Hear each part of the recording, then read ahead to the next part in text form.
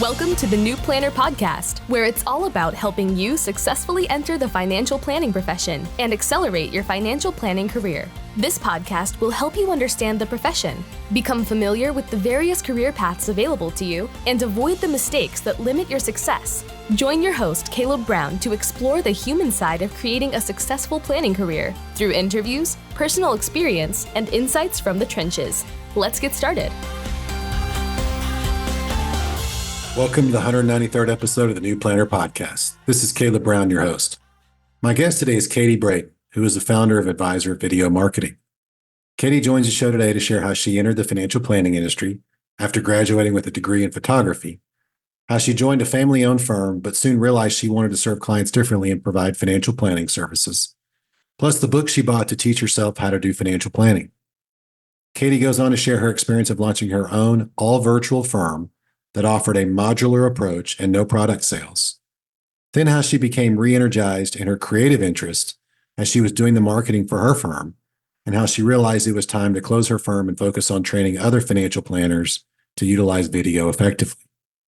Stay tuned to the end for lots of tips and characteristics of what makes people successful in video marketing, as well as some of the best ways videos can be used for business development.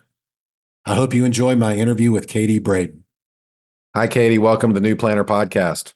Hey, Caleb. It is awesome to be here. So awesome to have you. Thanks so much for making time and coming on the show. And we were talking before we came on there. I'm just really excited to learn more about you. And I know you do the video marketing stuff now, but you're a CFP. You were an advisor and then had your own firm. So we want to hear all about that. So if you would maybe just start from the beginning and just bring us up to present day. All right. Beginning, I think I'll go back to 2000, early 2000s. We'll go about 20, 25 years.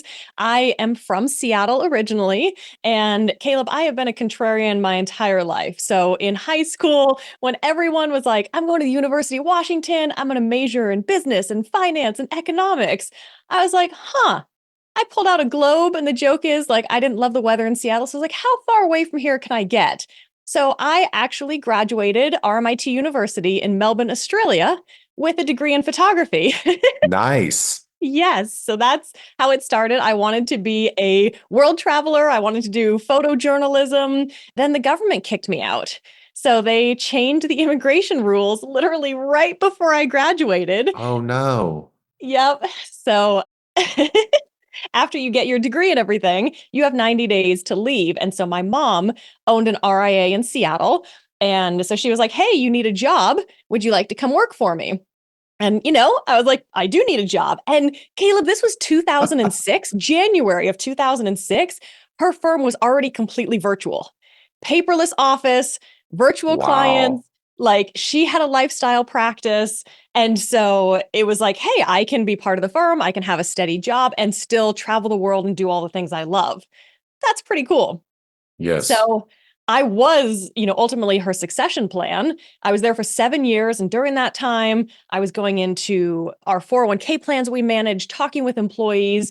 And Caleb, over and over again, I was getting questions that I couldn't answer because we were an investment management only firm, AUM only.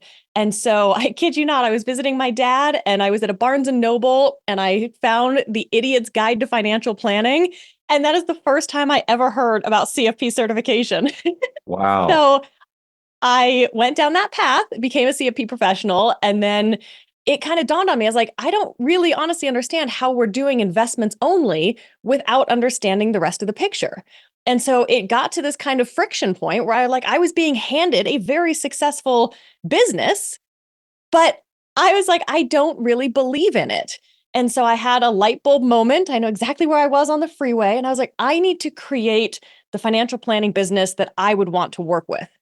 Because I had at that time spent 2 years interviewing other firms, talking with other firms. And I think that's where a lot of my creative side actually comes in handy. And so for people listening to this that are, in different positions and looking around and they're like, I feel like something should be done differently, or I feel like there's a different way to do this. Listen to your gut.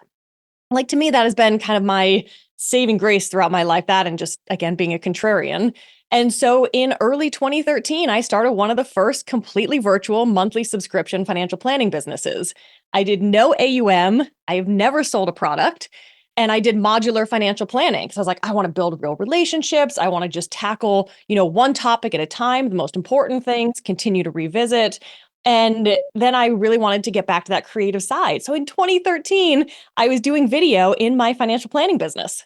And so I had video newsletters, I had a YouTube channel, I had video on my website. And I realized people, when they got to that discovery call with me, they already knew me. I had never heard of them, but they knew me. They were ready to work with me. And I was like, this is interesting. So I started speaking out in the profession. I tend to have an opinion or 42. And so I was speaking at a lot of conferences. Then I actually ended up speaking, working, and consulting with financial planners in 35 countries. So I was working all over the world. I ended up working for the global organization that oversees CFP certification everywhere outside the US. So in that time, I wound up my practice. And then I was like, back to my world traveling. Like, that's my thing. I love traveling. I've always wanted to travel. I had so much fun doing that. Just incredible experiences, worked with amazing people, but it wasn't actually feeding the parts of me that it needed to.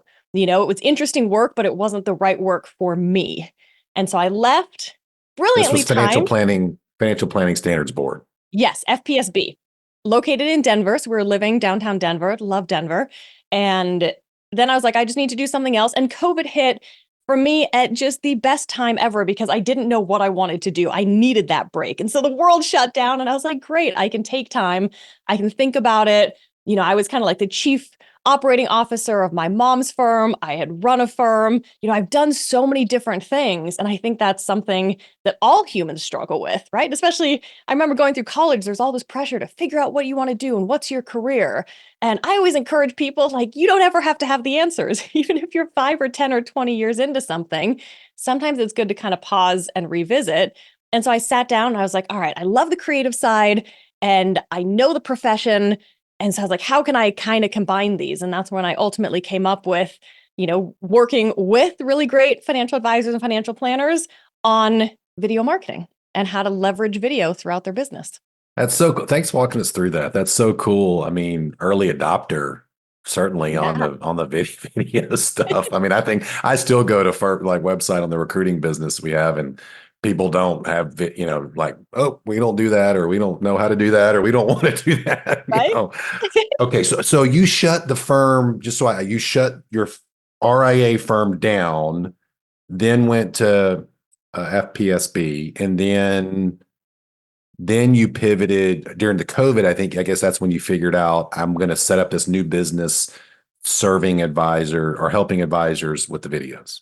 Absolutely. Yeah. And it was, COVID was a big part of it because I think you remember early COVID, right? Everyone was like, how do you work virtually? How do you do any of this? Yeah. And remember, I joined the profession in 2006. That's the only thing I've ever known. So I was like, what do you mean you don't know how to do this? And I realized I was like, it's these really small things that are such a huge benefit.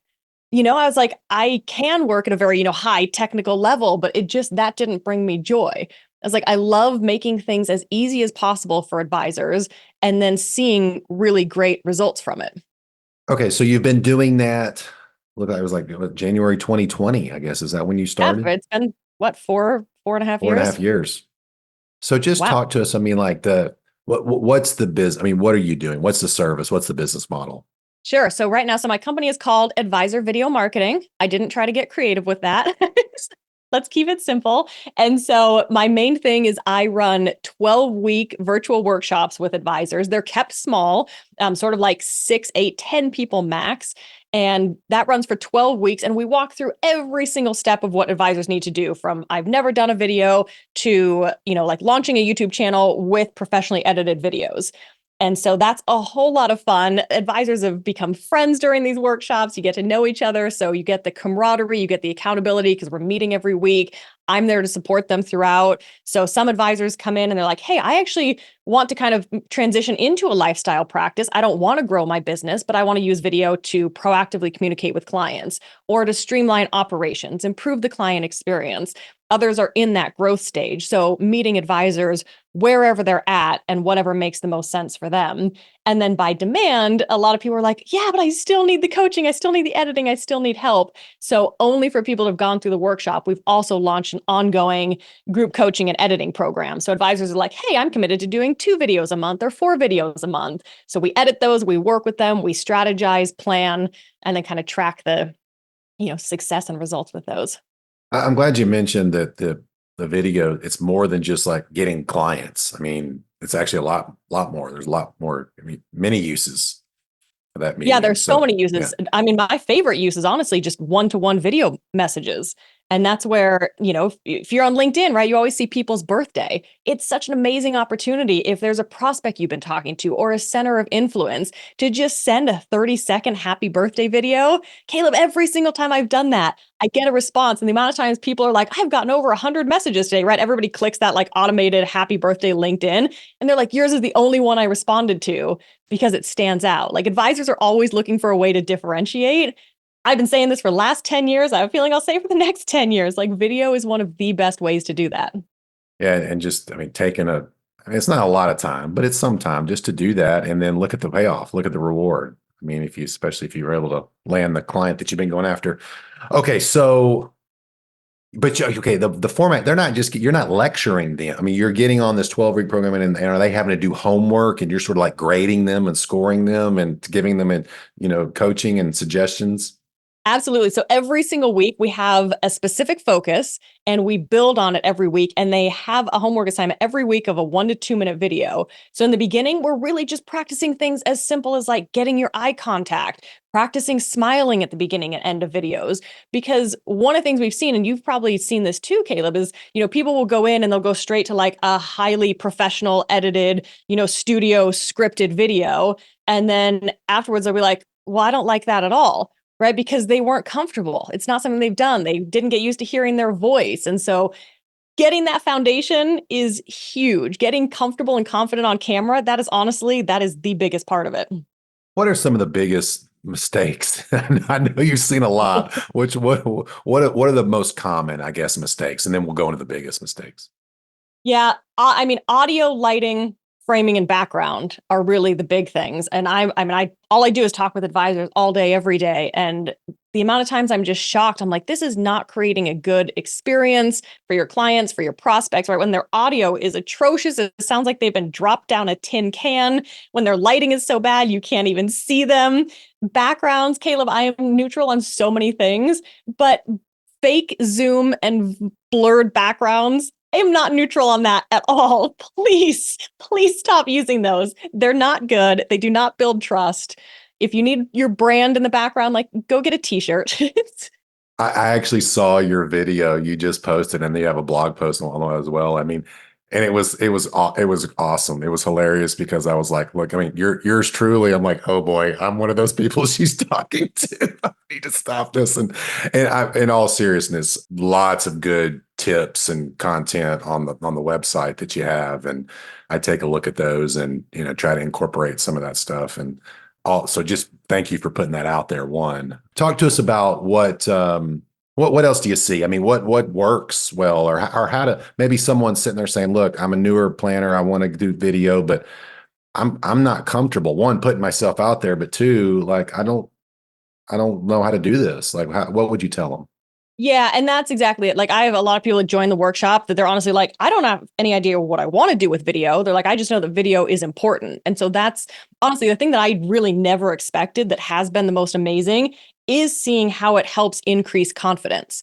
So I love working with, newer planners, career changers, because it's such a great opportunity to build that confidence to help them find their voice, right? You're going to be you in front of clients. So that is the exact same person that should be showing up on video. If you're a guy and you don't ever wear a suit and tie to a meeting, don't do videos in a suit and tie because you think like that's some persona that you need to put out there. So it's just a really good opportunity to kind of say, what is your style? Who do you want to attract? Right. And that gets into so many things that, we humans do in meetings, in prospect situations, and networking events, right? We are almost somehow trying to put on these different masks of things. And I'm like, let's get rid of the masks. Let's find out, who are you? If you're really calm and introverted, great. We can do really calm videos and you're going to attract other people that really appreciate that. If you have a ton of energy, great. Let's show that. Right. So that's kind of a big thing. And it's like starting anything new at all. It's just getting started and practicing. Yeah, I mean, I feel like too, if you don't enjoy it and it's not, I mean, you're not going to keep it up. You're not going to keep doing it. And I Yeah. think sort of what I've learned on it, like you need to keep putting out regular content, right? I mean, is that you and sort of all the other marketing people would probably agree?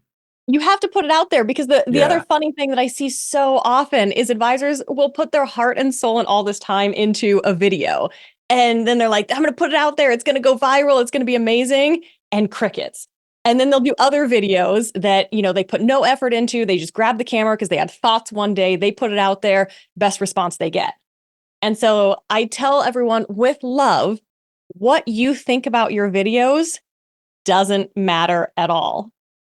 You have to put them out into the world and let the universe bring back to you what you need to hear. Yeah, that's great. Great advice. And you touched on this a little bit in that last segment, but just the people that you see that are what are the common characteristics of people that are successful with the video? What do they have or what are they doing differently? They're not trying to do 42 things at once. That would be the big thing. When I hop on calls with people that are like, hey, I'm thinking about your workshop, they're like, and I'm going to launch a blog and a podcast and my YouTube channel, and I'm rebranding and I'm having twins. And no, Studying for the CFP. Yeah. exactly. It's like, we're not doing this. This is not going to lead to success. So people that really have that mindset of, I am going to focus on one thing. I'm going to give it my all. I know I'm not going to get results in the first 2 weeks. That's where it's really important. And I know you see this too, Caleb, right? Advisors have the biggest shiny object syndrome ever, paired with analysis paralysis. So they're like jumping around trying to do too many things, but not actually getting anything done because they get stuck in just analyzing things. Well, I mean, that's kind of a good segue to the next, some equipment. And I know you have some of this on your website, but I know some colleagues who will spend like weeks and months like, oh, I got to find the right microphone. They're like, no, just hold your phone up in front of your face and just start Yep. talking. And that's what you need to do. That's exactly it. I tell them, and I reinforce that every single week in the workshops with everybody I talk to. I encourage people to reach out to me on LinkedIn and my website. Use what you've got. Like, keep it simple, because here's the thing: if it's not easy, you're not going to do it. And I talk with advisors every single week that have, $5, $7, $10,000 of equipment still in a box in the closet. I'm like, guess what?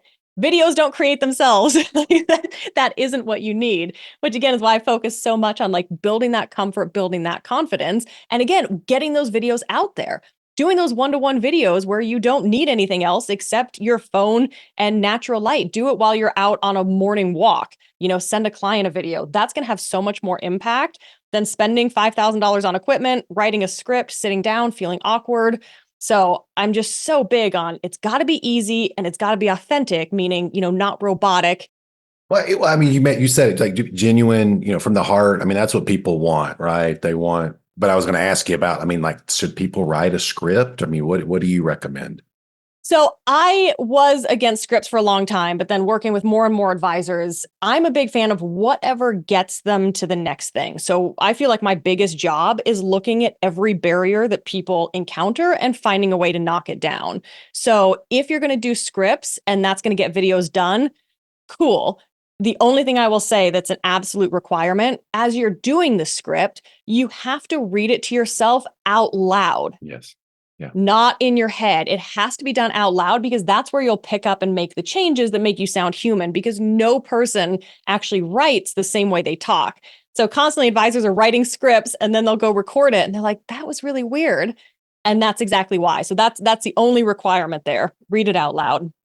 I learned that lesson when I was writing my second book. I'm like, you got to read it out loud, because we did an audio book. And all right, all good points. Well, maybe just talk to us a little bit more about, I mean, like, where do you see like the future of video usage, and any sort of idea, like what are we need to be thinking about next? So one of my biggest passions around this, actually probably what really got me going hard down this path, is I still talk to family and friends and colleagues that have no idea, who financial planners are and what they do.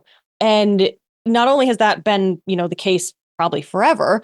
But now with the rise of finfluencers, it's even more confusing and harder. So that's why I'm passionate about like really good advisors getting their message out there and letting people know, hey, I'm here, this is what I look like, this is what I do, this is how I can help you. Because people think that it's only, really big companies that maybe don't have their best interests at heart or finfluencers. And there's just such a massive opportunity out there.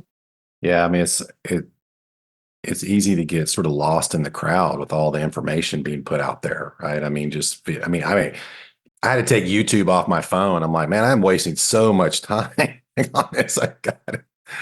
And now my kids want to get on there, but okay, got it. So new planners. I mean, how can they, let's say they're at a firm's not using video. They want to use video. What do you suggest they ask their boss or tell their boss or do it on their own? What do you suggest? So if they, have a good relationship and it's a, place that they want to stay, then it's the same advice I give for people who kind of use compliance as an excuse. If we peel back the layers, right, the amount of advice like, I can't do it for compliance.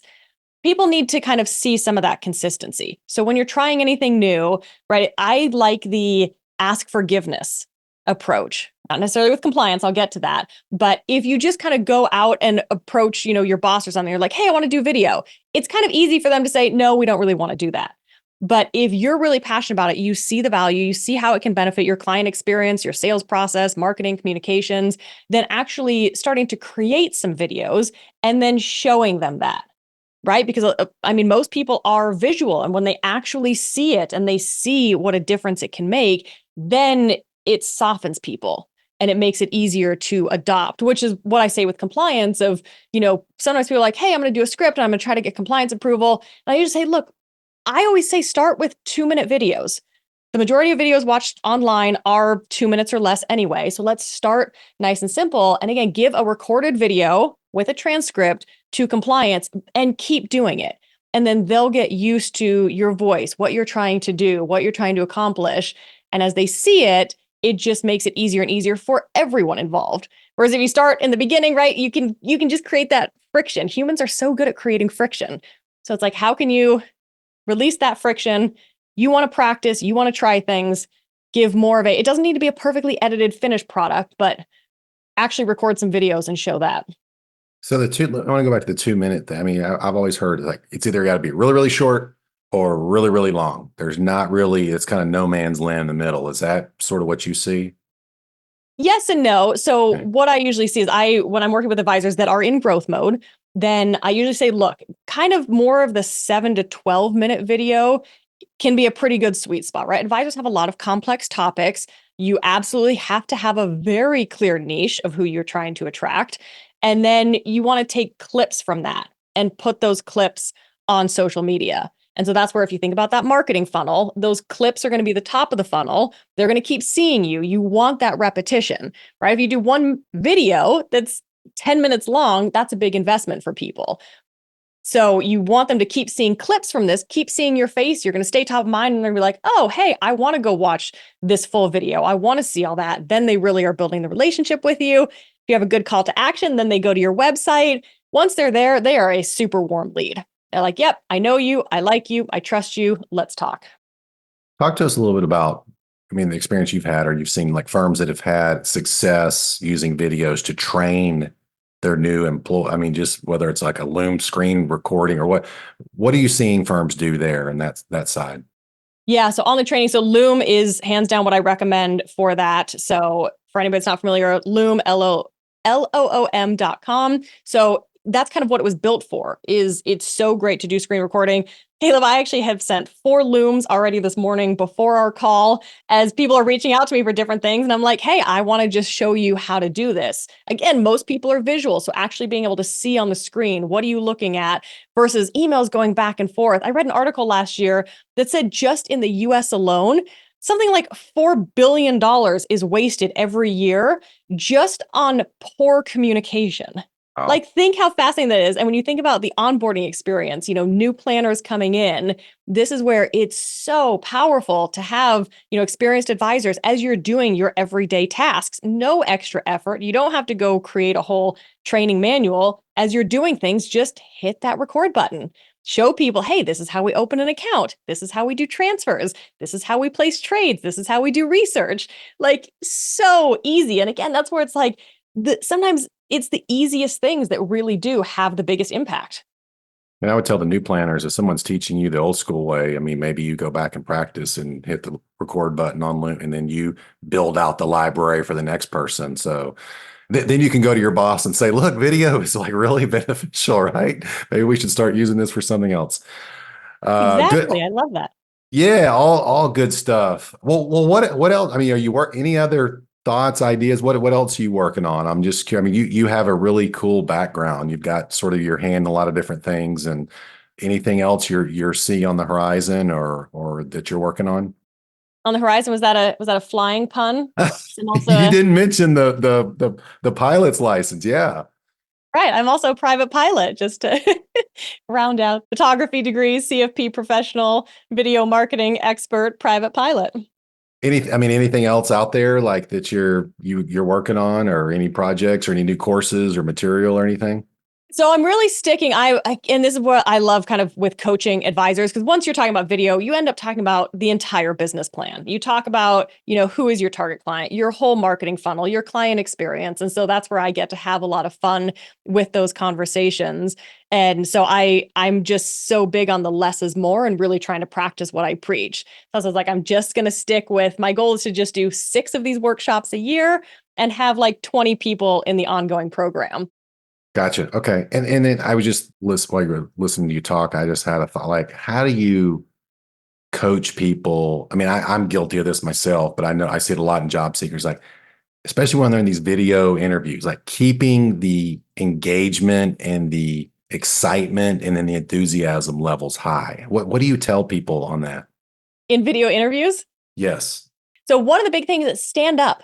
So right now I'm standing up. And so if we think about kind of physiological responses in our body, when we're sitting down, we tend to be, slouched over, our shoulders aren't good, our posture isn't good. When you stand up, that it opens your chest, you have better posture, it just brings more energy, right? And your body is in more of a like, let's go. We've heard about, what is it, the power pose, Yeah. right? Standing up, assuming that power pose, it brings more energy with that. And that will come through. Your hand gestures are a lot more natural when you're standing, right? Because you're not leaning over on a desk. Again, your posture is good, your eye contact.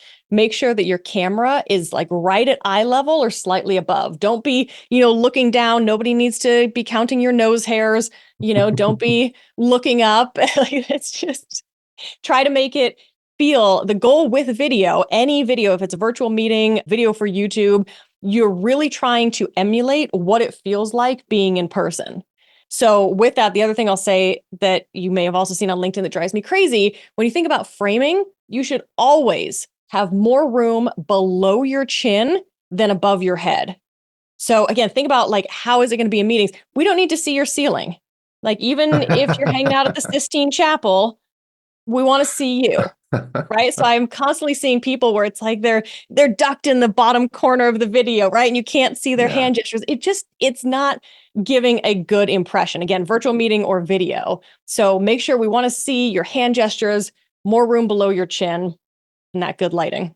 You mentioned the Sistine Chapel, and I also saw on your website over 50 countries visited. Yes. So what's your favorite place to go? They're all so different. I mean, living in Melbourne, Australia, that was my favorite for a long, long time. South Africa, I've been there many times. I absolutely love it. Amsterdam is probably my favorite city to walk because you literally can't get lost. You can walk for 14 miles and it just keeps going in circles. Yeah, there's so many places. They're all different. That's what I love about it. That's amazing. Well, this has been a lot of fun, Kate. Thanks again for coming on here. Any final tips that you'd like to leave the new planner audience with? I would say, don't be afraid of AI. That's another thing that's coming up in marketing. I'm constantly, again, working with advisors. How can we make things as easy as possible? ChatGPT, if you know how to use it, really is amazing. So it's all about, I would say the biggest thing I can say, talk to it exactly like you would talk to a human. Give it feedback. Iterate. This can help with those video scripts, with your video ideas, being a second set of eyes on things, asking it to review things. So that's one of my favorite parts. And I'm weaving more and more AI into the workshop and the ongoing stuff because it really is cool. Thanks so much for coming on the show, Katie. Thanks, Caleb. Thanks for joining us for this episode of the New Planner Podcast. If you're ready to discover the top career paths for financial planners and see which track is best for you, we created a free guide to help you. Grab your copy of the Financial Planner Career Roadmap at newplannerrecruiting.com/roadmap. There, you'll also find more tools and resources all created to help you build a successful financial planning career. Tune back in next week for another episode, and until then, we're here to help you succeed.